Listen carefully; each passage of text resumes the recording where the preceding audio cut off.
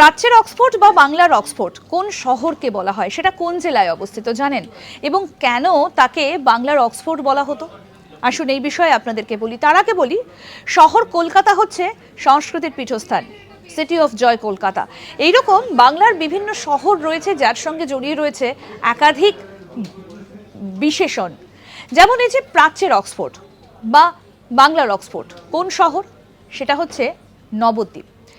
নদিয়া জেলায় অবস্থিত এই নবদ্বীপ সেই সময় বিদ্যা শিক্ষার একটা কেন্দ্র হয়ে উঠেছিল। 1902 সালে বখতিয়ার খিলজি তিনি নদিয়া জেলা জয় করেছিলেন। তখন থেকেই মুসলিম সাম্রাজ্যের সূচনা হয়েছিল। কিন্তু নবদ্বীপে গড়ে উঠেছিল একটা সংস্কৃত বিদ্যা শিক্ষার কেন্দ্র। দেশ বিদেশ থেকে প্রচুর মানুষ এখানে পড়তে আসতেন। বিদ্যা শিক্ষা লাভের কেন্দ্র হিসেবে গড়ে ওঠা সেই নবদ্বীপের খ্যাতি ছড়িয়ে পড়েছিল সেই সময় থেকেই। রাজা লক্ষণ সেনের সময় বখতিয়ার খিলজি তিনি জয় করেছিলেন এই নদিয়া জেলা।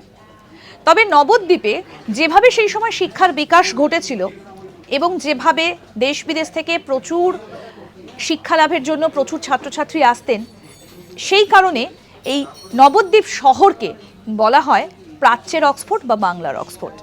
এরকম আরও অনেক অজানা আপডেট পেতে দেখতে থাকুন আজ তাক বাংলার ইউটিউব চ্যানেল, সাবস্ক্রাইব করুন।